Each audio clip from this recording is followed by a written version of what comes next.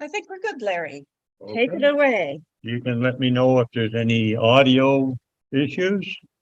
So the very first slide is showing you where Old Brock Township was.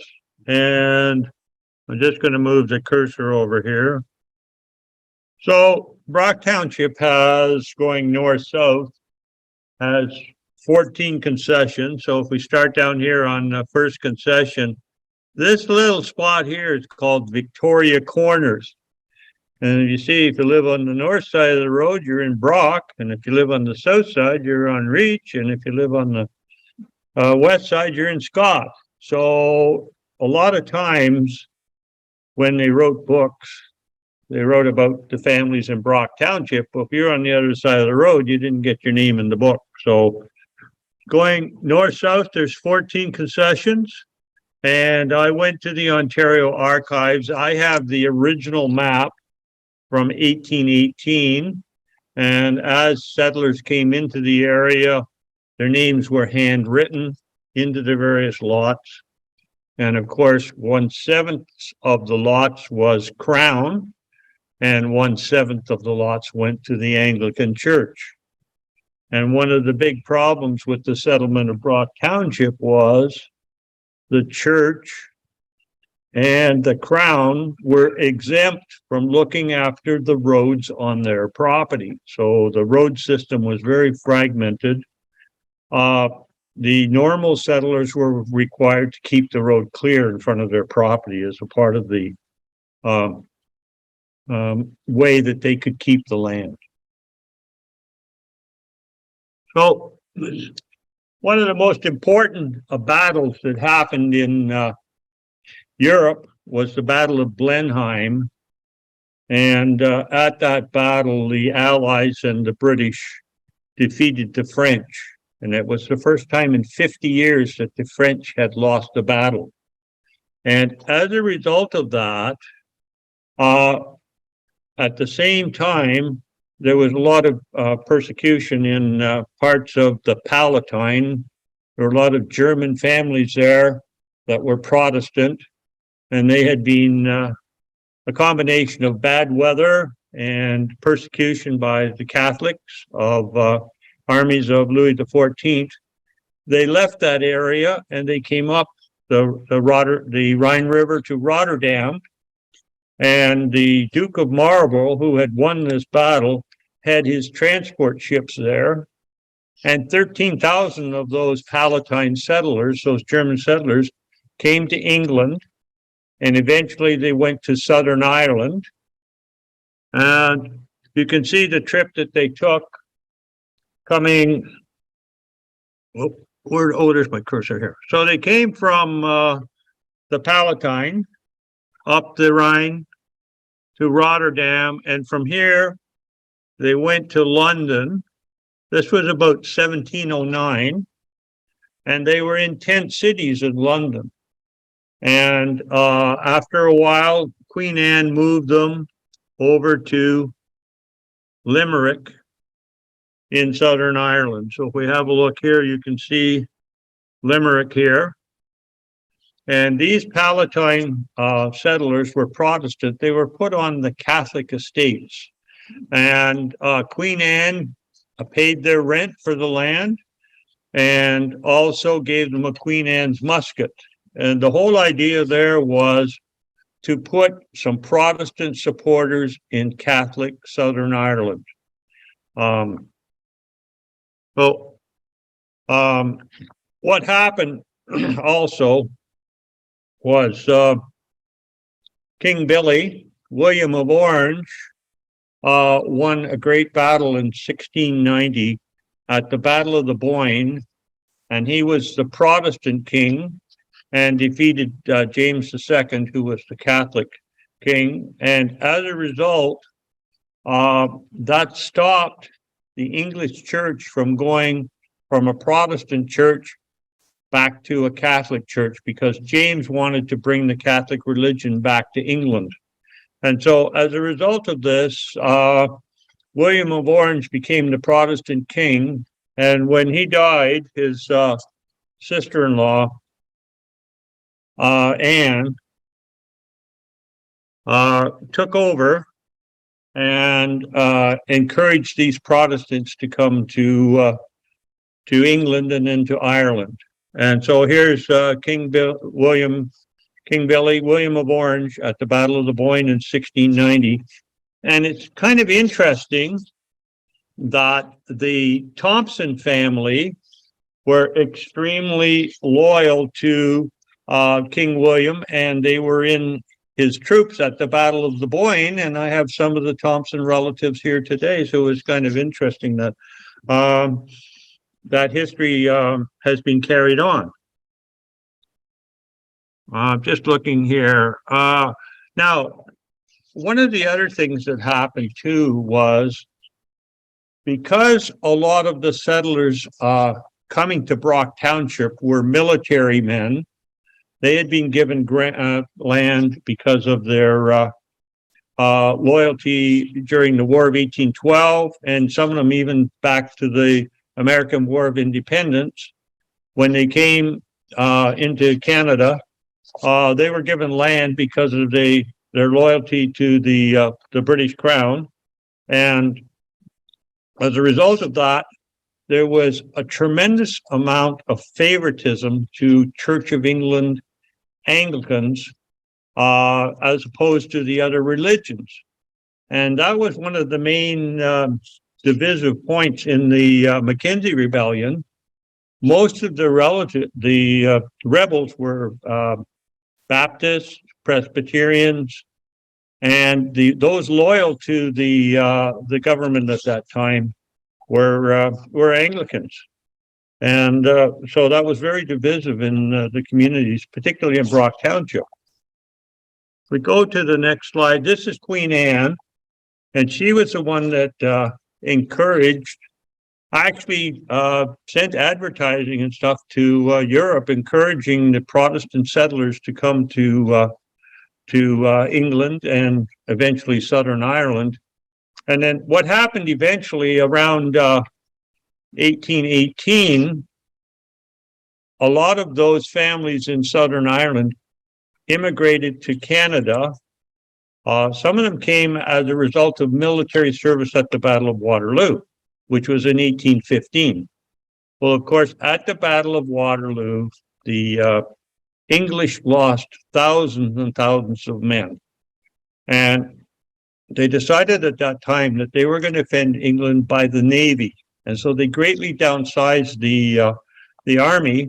And for military service, they gave their veterans land in Canada and in the United States.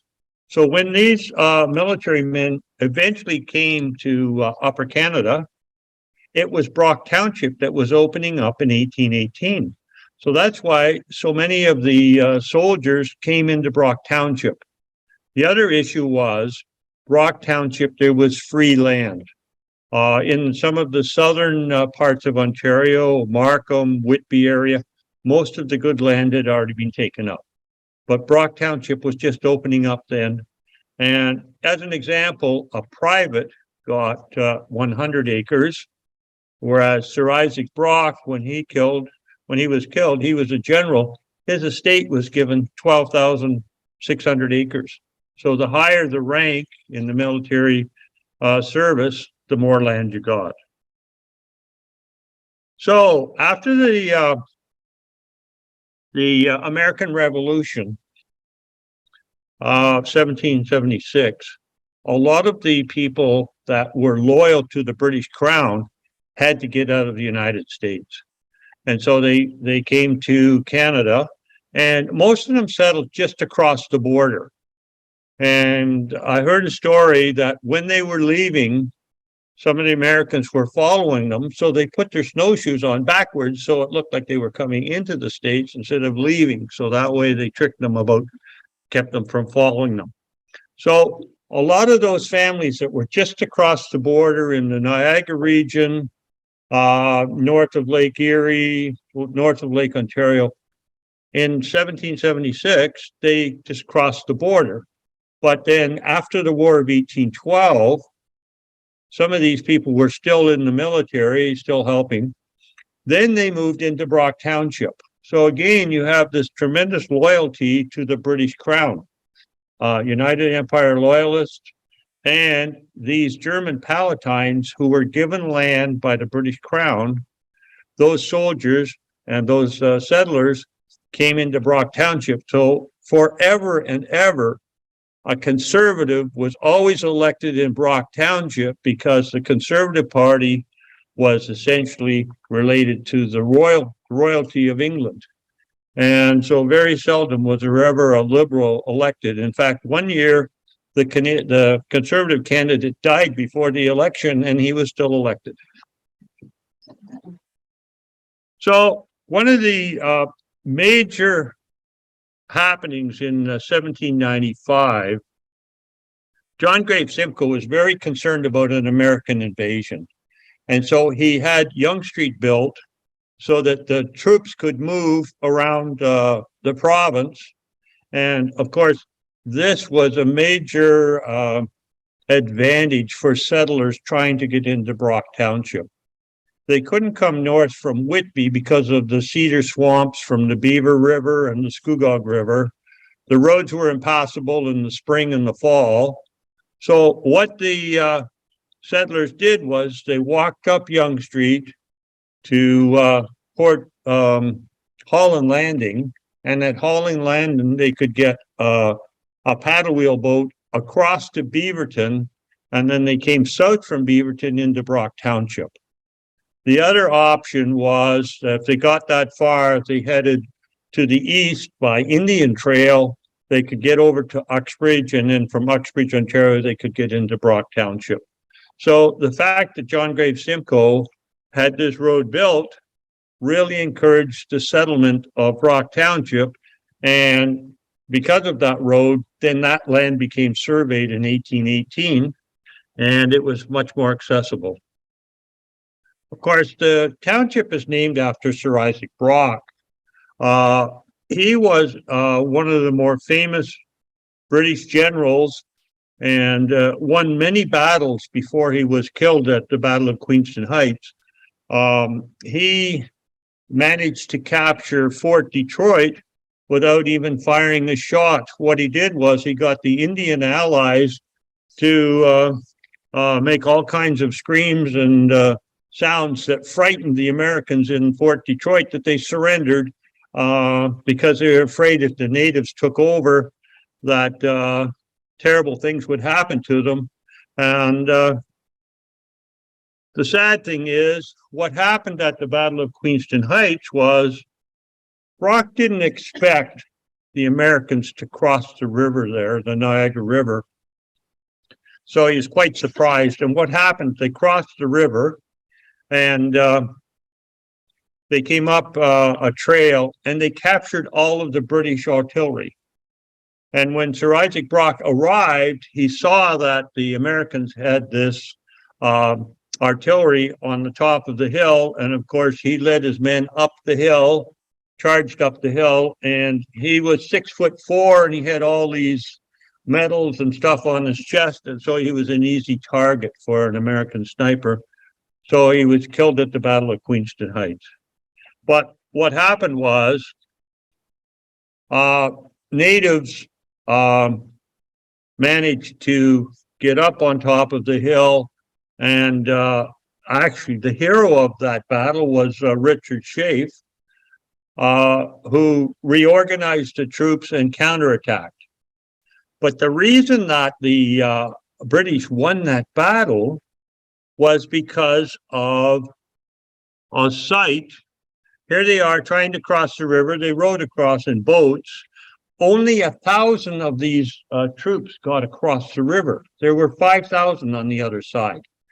One of the reasons is it was late in the year, and a lot of these American volunteers, their term of military service was up in December.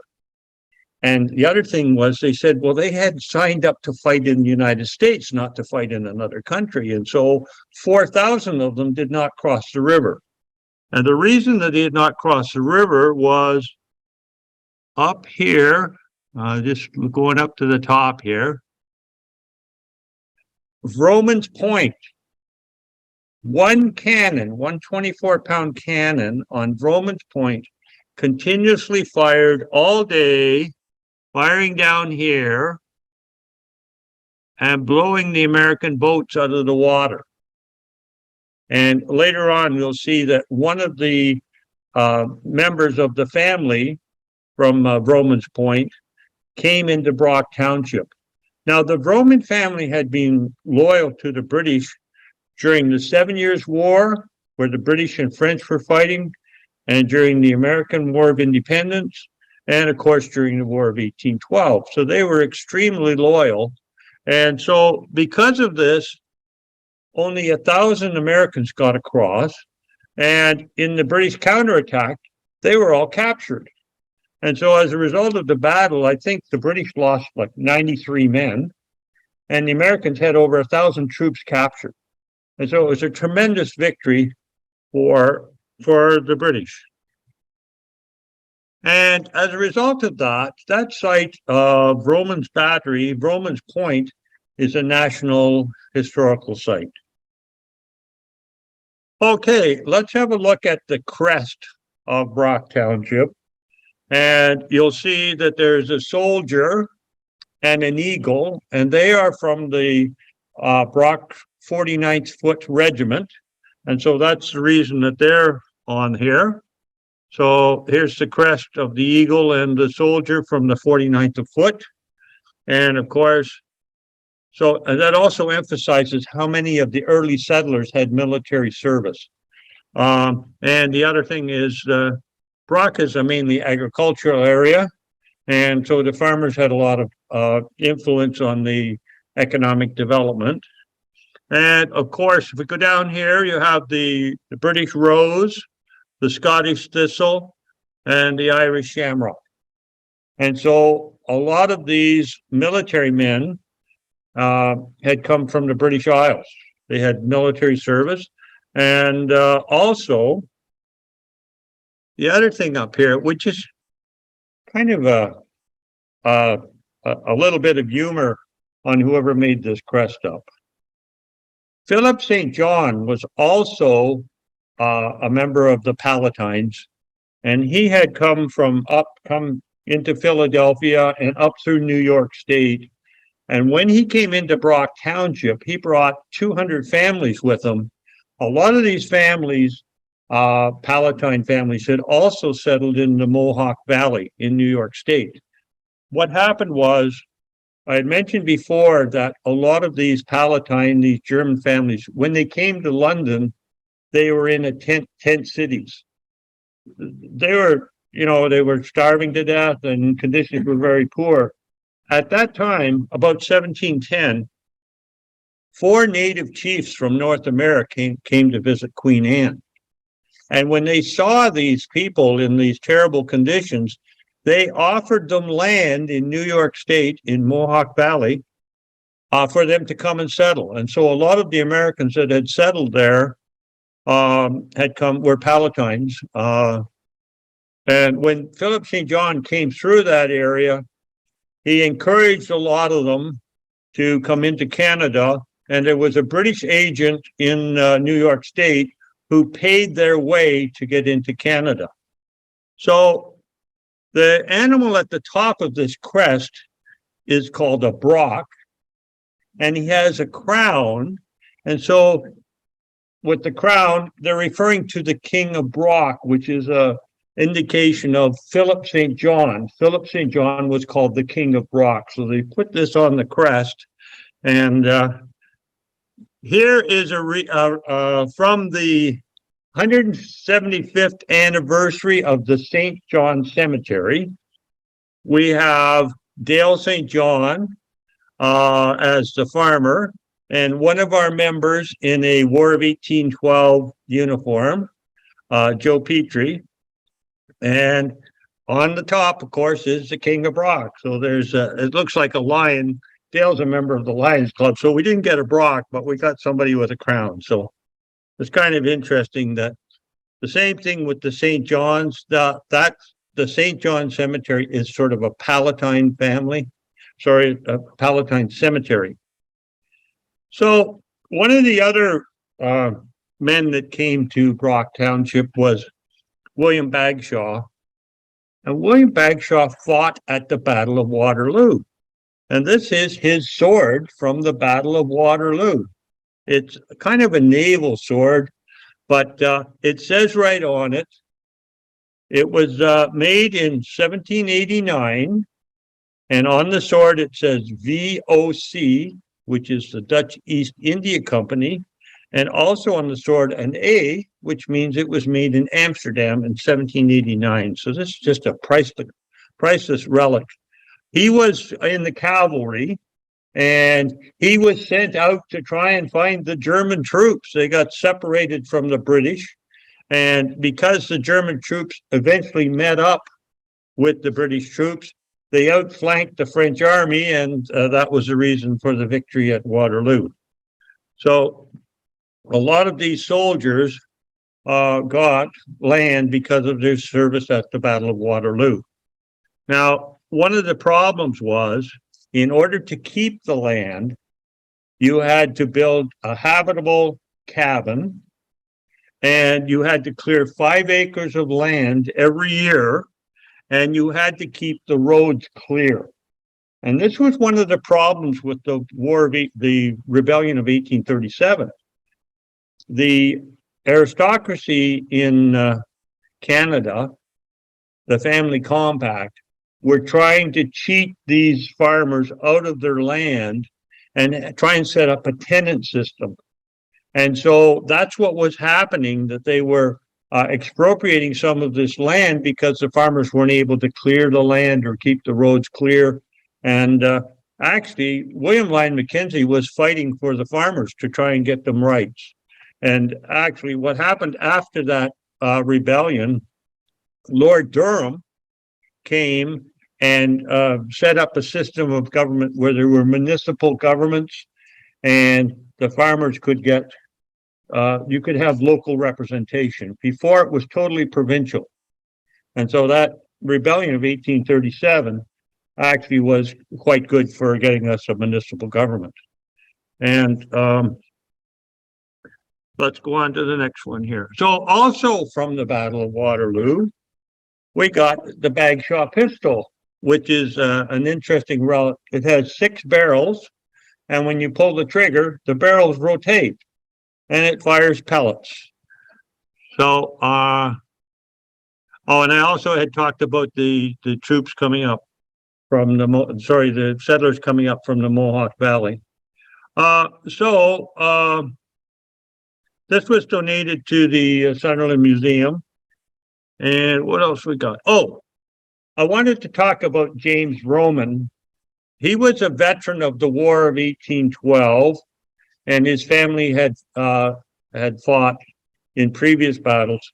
And there is a plaque program now going all over Ontario to honor the veterans of the War of 1812. And so here we have one of the Roman, Carol Ann Roman is there, and I'm hiding in the back there with my top hat on. This is in recognition. This is at the Vrominton United Church in Brock Township. And James Roman, when he came in 1829 to Brock Township, he established a major town. There were churches and schools and mills. It used to be in early Brock Township that if you wanted to have the grain put through a mill, you had to walk to Newmarket in order to get the flour. And actually, Philip St. John tried that. And when he got the $2 for the grain and stuff, he had to buy supplies. They didn't give him any money. He had to take back for the grain. He had to take back supplies. Another story was somebody walked to Toronto so they could get a pane of glass to put in their cabin. So the road system was a real mess. It was very difficult for these these families to get a lot of stuff. And that led to the communities of Sunderland, Cannington, and Beaverton being very self-reliant, very independent. So just having a look at the map of 1877, you can see here's Romington with its wooden plank on the main street, and it had mills and a blacksmith shop and a church. It was huge in 1877 as compared to Sunderland down here. But the key thing is, if you look a little bit to the south of Sunderland, the railroad went through Sunderland instead of Romington. And as a result, Romington became a ghost town. And so with the railroad going through Sunderland and Cannington, that became one of the major sources of economic development for Brock Township. And here's the one of the locomotives. This was called the Toronto Nipissing Railroad. The reason it was built because the distillery district in Toronto needed lumber and grain from the north to make whiskey. And so they built this very narrow gauge railway, and it went all the way up to Cobeconk, and then the evergreen trees were cut and used for the distilling process. However, what it did mean that now children could go to high school because there was no high school in Sunderland, so they could take the train to Uxbridge or take the train to Lindsay, and workers could leave Brock Township and go and work in Toronto. And so there was actually a decrease in the population of Brock Township once the railroad came in, and it reduced the self-reliance of the community. They didn't have to have a whole bunch of independent individuals doing specific things like a shoemaker and a blacksmith and all those individual jobs. Because things could now come in by train, it helped to eliminate some of the jobs. So here is the major junction in Brock Township. This is Blackwater Junction. And so if we have a look at the map, here is north over here where the cursor is, coming down Highway 12. And over here is the train station. It had something like a 90-foot restaurant. We had between 14 trains would come through Blackwater Junction in one day. There would be 8 passenger trains, and there would be 6 freight trains. And farmers would drive their cattle to that area, and coal would be dropped off there. There was a real business there with supplying coal to the area. And there was a turnip factory there. And this was a rather ingenious invention. At the top of the hill, you would put all of the turnips in the top of the hill, and they would go down a series of chutes, and they would be waxed and sorted when they came out the bottom, and they'd go in the railway cars. So it was quite an invention, but the person that invented it didn't get it patented, and that would have been a real advantage. So the secret here for Blackwater Junction, one of the trains going to the north went to Midland, so they could pick up the grain from the west, bring it from Midland to Blackwater and down to the St. Lawrence River, bypassing Niagara Falls. So this was a major economic boost for the whole area. And the other interesting thing about Blackwater Junction is if the train started here, it'd come around this loop here, back up, and go back the way it came. So the train could actually turn around at Blackwater Junction. And I think it went till about 1963, and then that was kind of the end of it. So here's a picture of Blackwater Junction. There's the station, and you can see there's 2 trains. There's one over here, because there were sidings that they could bypass. Okay. One of the major events in Brock Township was the Sunderland fire. And that happened in 1949. And it's kind of interesting.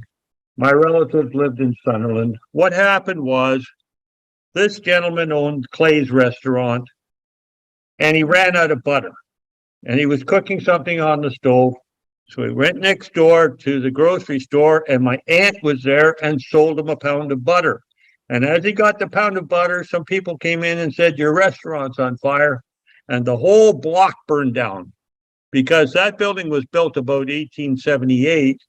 And by 1949, that wood had dried out quite a bit. So there was a library there. There was 3 or 4 businesses. One of our former members of the Historical Society in Sunderland was in an apartment upstairs when it caught on fire. Kay Sheldon, she told us the story that her daughter had been teething that night. She didn't get much sleep. She was lucky to get out of the apartment. Her sister came and woke her up, and they just got out with the clothes on their back. So why didn't they put the fire out? It was January 3rd, 1949. The fire truck consisted of 2 25-gallon containers with baking soda and vinegar on the back of a trailer. And of course, as soon as they turned that on in the winter, it just froze. So what they had to do was they had to go down to the Beaver River, which is about 1,200 feet away, punch a hole in the ice, and run a series of 3 or 4 pumps up to the building. By the time they had done that, the whole block had gone. The nearby bank, there were people on the roof with buckets of water and snow trying to stop the bank from catching on fire. And some of the houses, the business to the south where my aunt worked, same thing there. They were up on the roof just putting out the embers as they hit the roof. And so this was a huge disaster. In fact, the fire hose only went up 1,200 feet, which only meant half of Sunderland had fire protection. Any more to the west, the hoses didn't go any further. So after that, 1956, they got a brand new fire truck. So here's another view of the fire. This is the northeast corner of the building, and you can see a little sign. You might be able to see it says Clay's Restaurant, no more. And over here is the bank. And the whole thing was just that series of pumps was the only thing that saved the whole town. The other thing I think that saved the town was the direction of the wind, that it was going to the east. If it had gone to the west, that's where the majority of the town was. 1962 was also another major event in Brock Township. It was called Piggyland. And Piggyland was wonderful. They had an amusement park, they had a swimming pool, they had a restaurant, a dance hall, and you could be an armchair farmer for $91. And what would happen is you would purchase a sow and they would look after it, and then the piglets would be yours, and they would sell them, and then you would get the profits. It was working great. People were paying, you were getting their dividends. The only problem was 1,000 people owned the same pig. And so the owner was supposed to have like 10 or 15,000 pigs there, and he only had maybe 1,000. And so on the weekends, the people would come out from Toronto and they would go through and they would see their pig. They would show them bring their pig out and show it to them. And then they would have a wonderful afternoon there. And so eventually, when the gentleman got caught out, of course, he left with about $1 million. The RCMP tried to capture him, and I should go back here just a sec here. I just want to go back to Blackwater.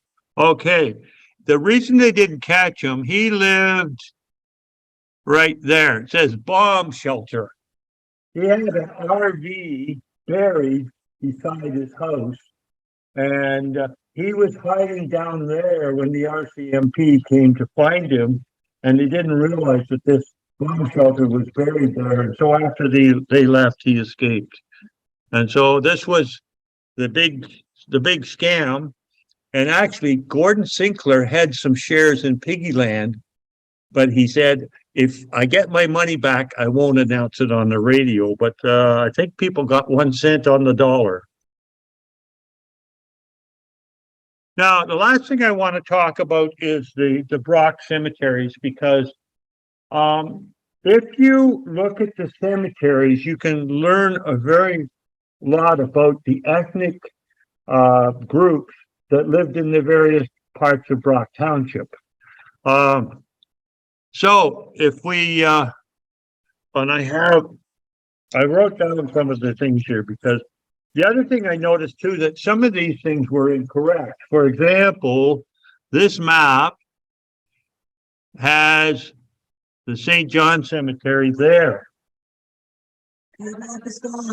Good. All right. I think I sent this in a while ago. So people were coming to here, and they were ending up in Piggyland, not at the St. John Cemetery. So the St. John So the St. John Cemetery is there, and that is the primary Palatine cemetery.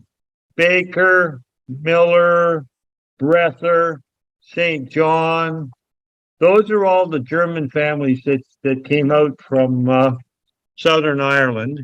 Down here is the Anglican cemetery. That's the St. James West Brock Cemetery. I looked after that for 30 years, cutting the grass. And as I went around, I saw all these stones with the Doble name on them. So I figured out how they were all connected. When the Dobles came out, there were 4 brothers and 3 sisters. So we started with 7 families right off the bat. And so that's why there are so many Dobles in Brock Township. They never left. In fact, in 1852, when they did the census, the only Dobles were in Brock Township. My grandfather told me one time that if you walked from Victoria Corners, which is down here, first of Brock, to Sunderland, you would always be on Doble land or their relatives. And so I started shading in the various land plots. And it was true that the daughters had married into other families, but their maiden name was Doble. And so the Dobles owned a tremendous amount of land. So if we look at this, here's the Anglicans down here. And then up on the other side here is the Thompson Cemetery, which are the Irish Thompsons that are very connected to William of Orange. So those were the 2 Anglican cemeteries. A lot of the Scottish families were over here. I'm just looking to see if 61 is the Anglican one. Yeah, the Scotch Cemetery. So here, east of Sunderland, and down in here, down at the Wick Cemetery, which is the McNeil Cemetery, and Wick, of course, is the Scottish name for a village. However, the Catholic families are all up here at Vromington. St. Malachi's is the only Catholic cemetery in Brock Township, and there is some confusion there because this is St. Malachi's, and over here is the Vromington United Church, and those 2 were reversed on the map, but I've corrected them here. So all going across here were all your Catholic families. And one of the main things is the families married within their religion. If a Protestant married a Catholic, they'd almost have to move out of the Brock Township. So a lot of times, if you want to find relatives, they're all in the same choir. I looked up a picture of the Methodist Church in Sunderland from 1895, and I started looking at them, and they were all kind of related within that one family. So they went to that church. They kind of stayed in their own closed groups. Now, the other thing about Brock Township is because the road system was so terrible, businesses couldn't expand. You sort of had local businesses, and they would only deal with the neighboring farms because the road system was so terrible, transportation was so bad that you didn't have large-scale businesses. And this whole idea of self-reliance, we still have it today. Cannington, Sunderland, and Beaverton are separate communities. I know sometimes we try to do a joint historical meeting, but they're all very independent. So that's some of the origin of Brock Township and a little bit about the exciting things that happened there over the years. Thank you. Okay. So we go to questions? Yes, that's my question. Okay. Any questions? Yeah. I'm sorry, Blackwater? Turnips, then I used to turn salad. Right. Oh, okay. They used to call them rutabagas. And Repeat his question. the question was about shipping the turnips. And at one point, there was quite a market for turnips in the Blackwater area, and they were all shipped to New York State. There was quite a market for them, and I forget, you used to get something like $45 an acre for a field of turnips kind of a thing, which was big money at that time. I heard a story about a young lad was asked to drive a wagon down to Blackwater on a horse, and it was full of turnips. And he was just a tiny guy, and he was on this big horse, and he said he was so bow-legged after doing that, he never did it again. Yes, another question. Yes, when was Brock Township surveyed? When began and would like to know. 1818, and I have the original map from the Archives of Ontario, and I sent somebody else back to get a picture of it, and they had misplaced it. So I have the original one, and what I've done is I've gone through every lot and typed out the handwritten name that is in that lot. So if people wanted to see the map, sometimes you can't read the writing. It's also kind of interesting, on that original map, there are 1,400 acres in Brock Township that say to the representatives of the estate of the late Sir Isaac Brock, there's about 600 acres over by Victoria Corners, which is down here. And there's about, if I can find Blackwater, the other 800 acres are right just to the east of Blackwater. Yeah, I have another question. Susan Klassen was wondering if the general history of Brock would be relevant to Scott and Uxbridge too. Do they have similar histories or not? Well, the problem with Uxbridge is it was a liberal township. Okay, and so it's just Brock and Scott are totally different. And one of the most excellent books written on Scott Township is by it's called The Decades of Harvest by Alan McGilvery, and I think it's out of print now. He was going to do another copy of it, but it's so expensive now. But it has extensive pictures of all the businesses, churches, schools. So if you can get a hold of The Decades of Harvest, that, of course, is Scott Township. And Uxbridge, it's just a totally different township in terms of the political nature. Other questions? Just as an aside, the book just mentioned, we have it in our library. Okay, great. Yes.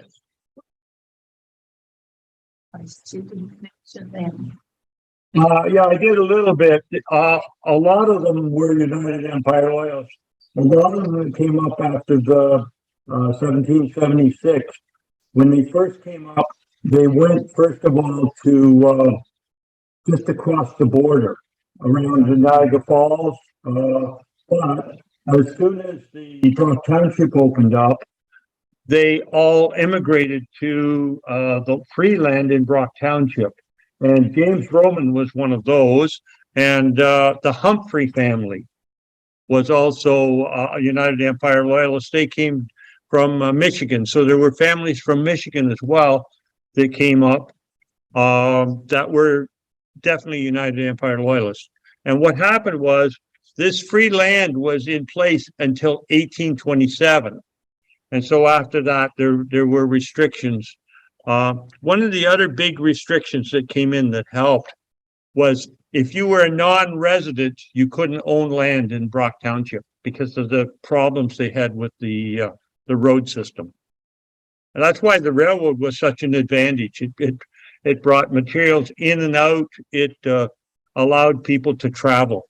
Whereas before, they mainly traveled in the winter. They would go on by sled on the rivers, or in the summer, it was dry enough. But some of the roads were corduroy, and the horses' legs would go through the logs in the corduroy, and then they'd be stuck. Yep. Susan Klassen said she managed to find a copy of that book on Amazon. Yeah, how much is it?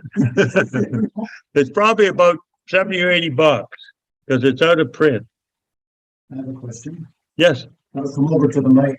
sure. Now, I noticed on your map of Rumenton that there was a big mill pond. Oh, yeah. And, well, Ann and I were in that area last fall visiting relatives who live near Cannington. And when we were taking the country road, we saw that big monument.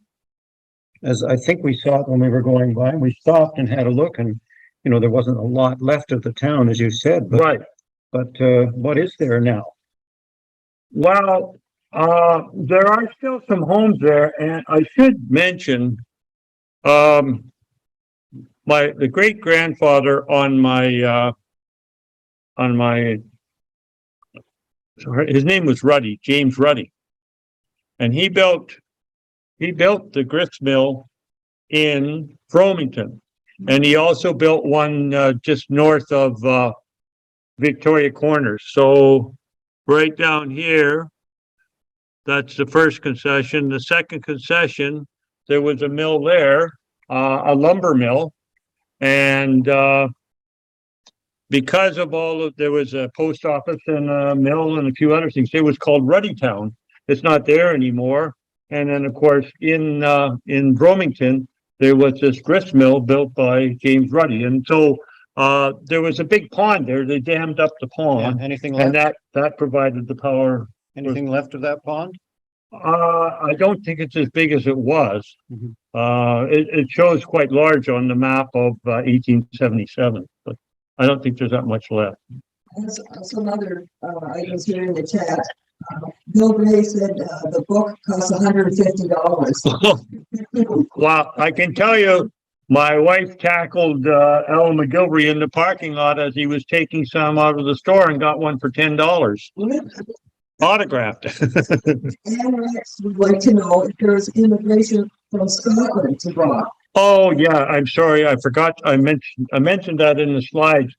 There was a tremendous migration from Scotland for two reasons.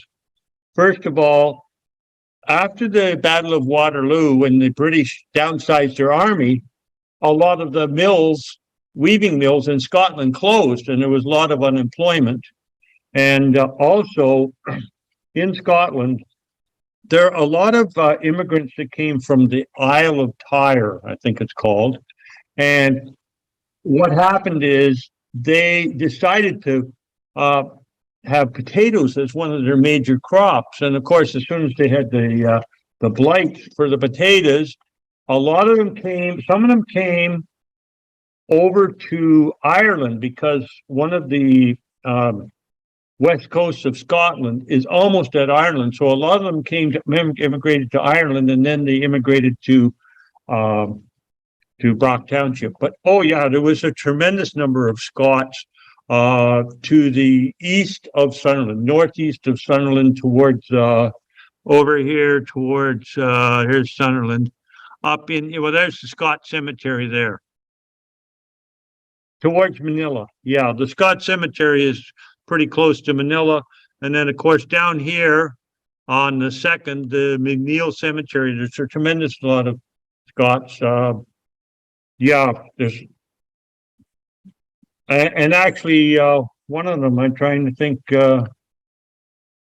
one of the Scotsmen that I can't think of his name right now, but he was in the Black Watch and he was at the Battle of Waterloo, and he came over to Waddell.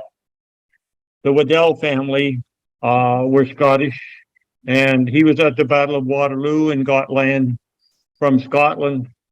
He came over and somebody tricked him. They said he got so many chain lengths of land, but it was the chain link on the wristwatch. So when he got here, he wasn't getting much land. And so he eventually, and the Waddell family is quite well known. And I think his property was, their son was sort of up in here, the Waddell family. Yep. Where Murray Brether was, right, okay, which is just a little bit north of Sunderland. So Jill Waterbury is saying that she visited the museum in Sunderland Okay, and enjoyed dealing with you.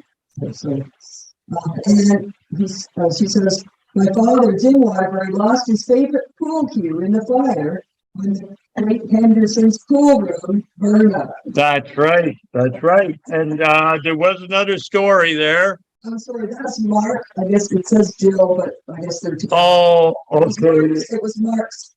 The postmaster there was Jack Allen at the time, and the co-president of the Sunderland's Historical Society is Joe Allen.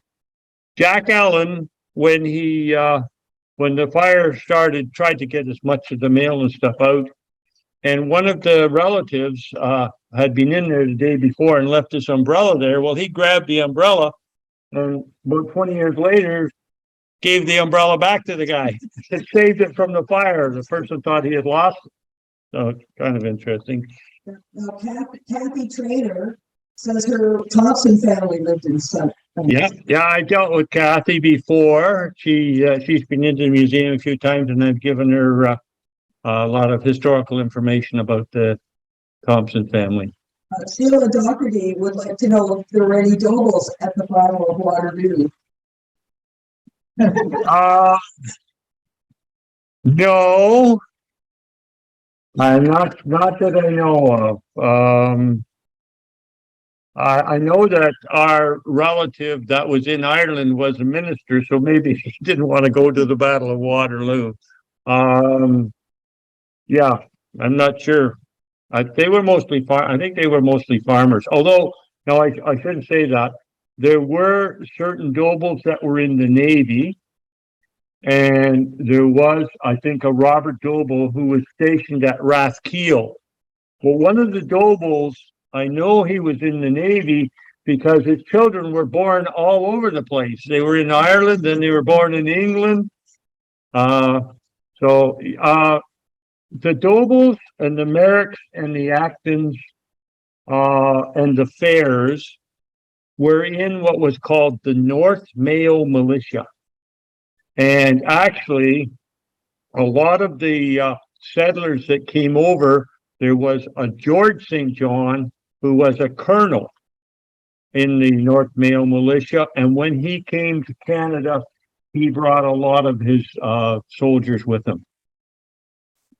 Rose Haley was wondering when you mentioned Humphrey, if you were talking about Humphreys. Yes, I am. Humphrey without the H. And I think some of the Humphreys in Uxbridge ran a piano factory. So Wendy Bannon, she asked you about the Scottish. She's wondering if you know when the first Scottish people might have arrived in the township. Well, I would say they would probably be coming in after 1818 because that's when the township opened up. And if they were veterans from the Battle of Waterloo, then that's when they would be coming over. Yes, sir. Would these people that would be coming over as veterans or from England or Ireland, would they get their lot or their plot of land or know about it before they came over, or would they have to? Well, actually, what happened, I was talking about this. One of the things that is on this resource sheet is called Land Petitions of Upper Canada, 1763 to 1865. So I went online and I found the first ancestor relative of mine that came from Ireland. His name was John Doble.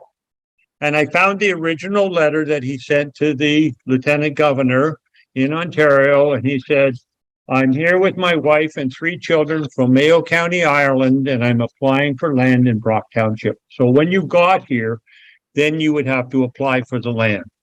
And his brother, I think his brother was here in 1822.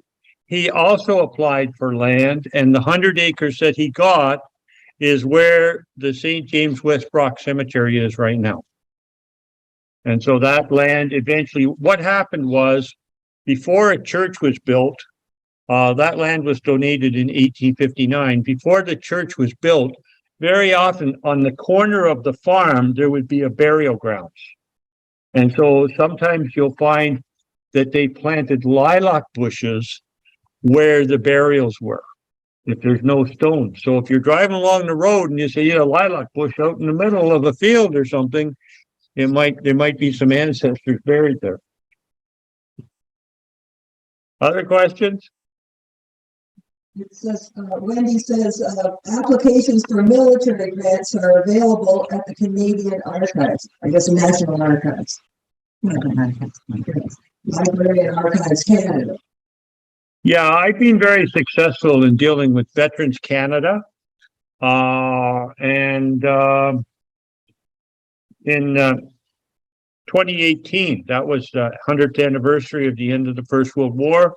I got an armistice grant, and just recently we had the 100th anniversary of the cenotaph in Sunderland, and we got I think it was a $2,500 or $3,000 grant from Veterans Canada to produce a booklet with a bio and picture of every veteran on that cenotaph, and also an online show. So there are lots of. It is sort of, if you go to sunmuse.ca, sunderlandmuseum.ca, then you'll see all of the things there. So that online show is there. There's also on there a walking tour of Sunderland, an audio and video that you can go along, and every business on the main street of Sunderland is described. The churches, the businesses, all of that stuff. So, Sunmuse. .ca. SUNMUS. .ca. Yep. I'm putting it in chat there. And that is listed there. It says Sunderland Museum, sunmuse.ca. Oh, okay. Okay. Great. So when Barbara DeMambro would like to thank you for such an excellent presentation. And Joe Waterbury, that she really thinks everyone should be going to see the Sunderland Museum. And it's very close to where their grandfather, Bruce Wallace, lived. He was a local dentist. Right. And he often took proddings instead of payments. Not like today. Bruce Wallace is almost directly behind the Sunderland Museum, the next street over to the west. Actually, if you're at the back of the Sunderland Museum, you can see where he lived. It's almost right behind us. Now, one of the books that it's called The Green Pastures of Old Brock by Jack Gordon, goes through all of the schools and the churches and the businesses. So I think I listed that as well. Yeah, here it is. Green Pastures of Old Brock. And we have a couple of hundred of copies of those because it was the third printing. So we've gone through quite a few of them. Are most of these villages now bypassed by a highway?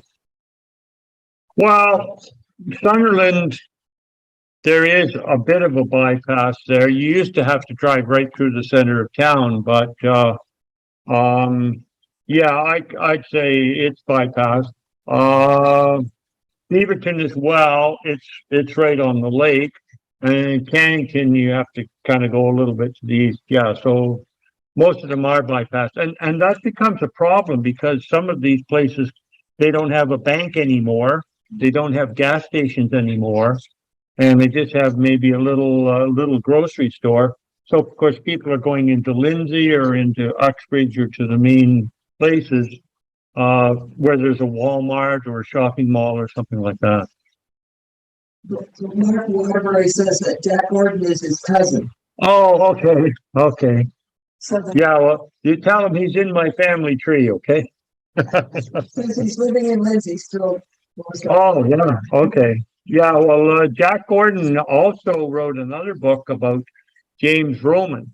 He didn't have it published, but Jack did quite a bit of research, and his family originally was in Fort Perry, and then they lived in Sunderland for a period of time, and he has some wonderful stories.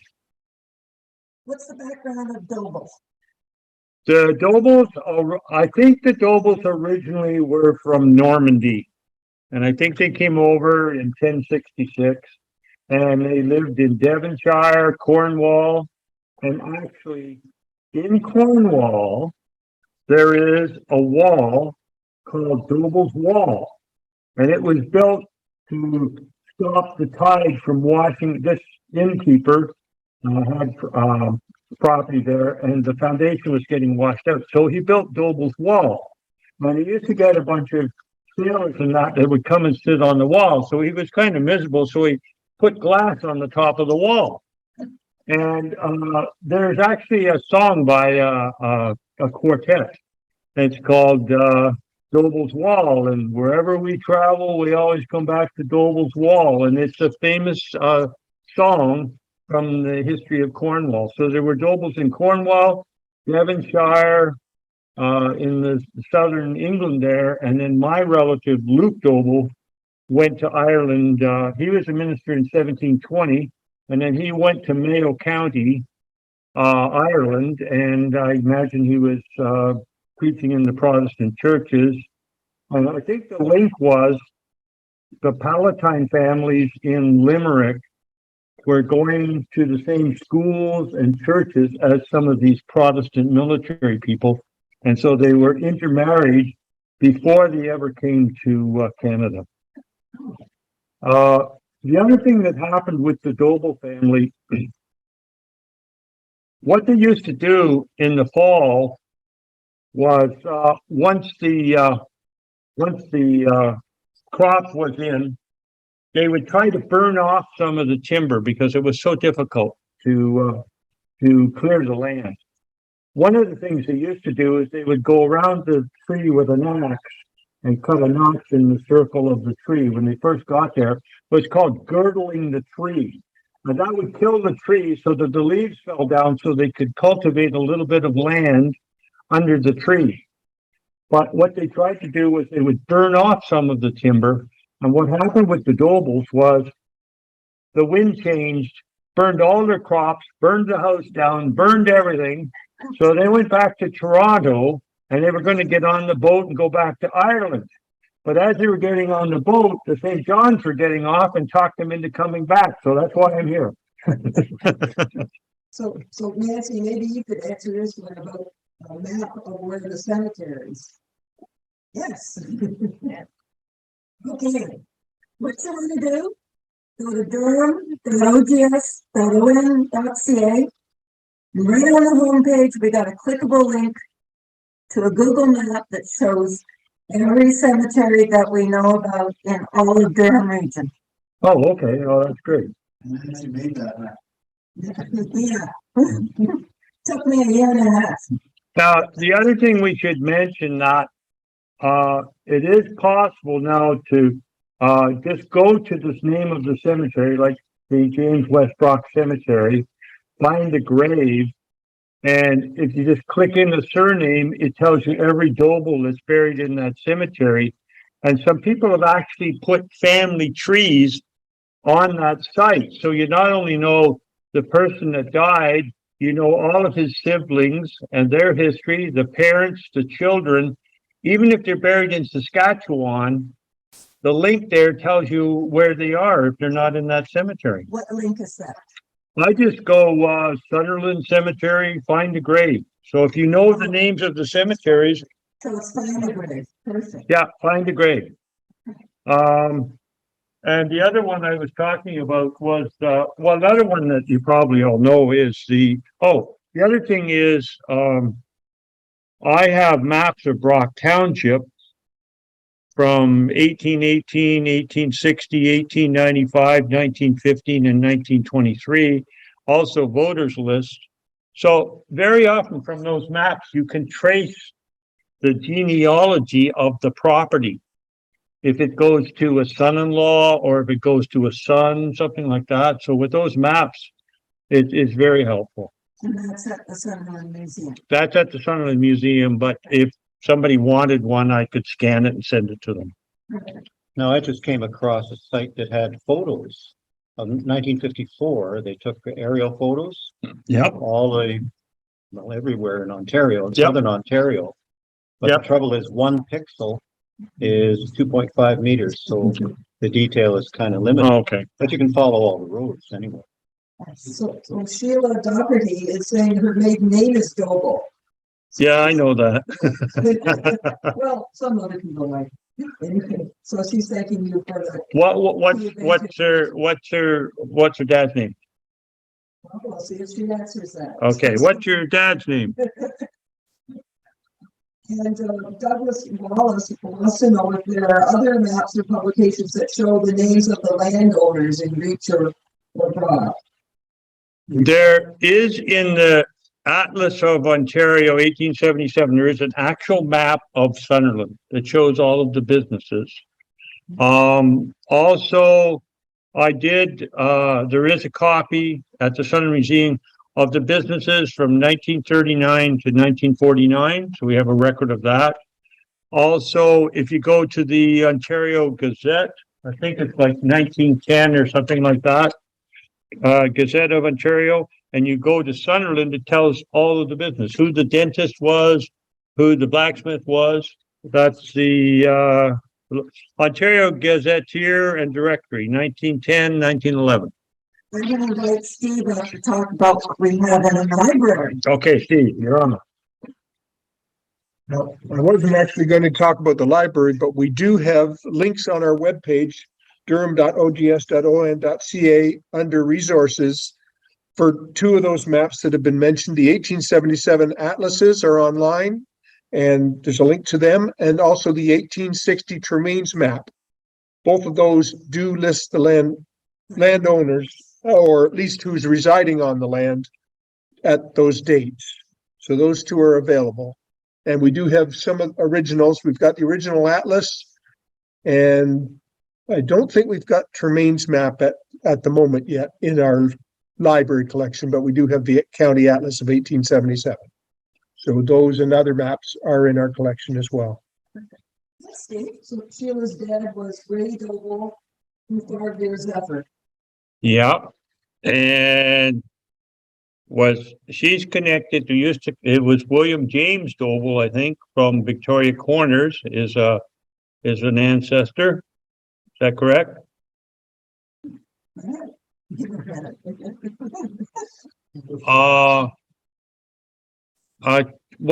There's also a connection to an Irene Johnson, is that correct? So first answer is yes. William James Doble. So I got in trouble.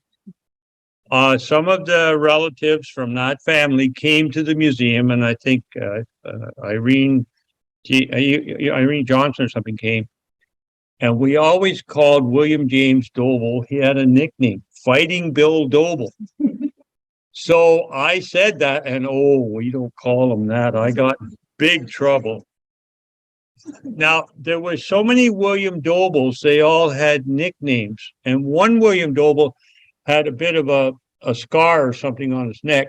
So he always wore a fancy kerchief around his neck. We called him Gypsy Bill Doble.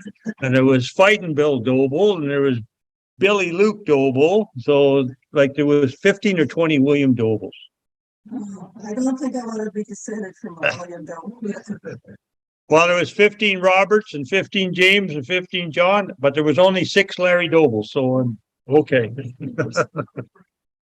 Yeah. Okay, is that all right? All right, good.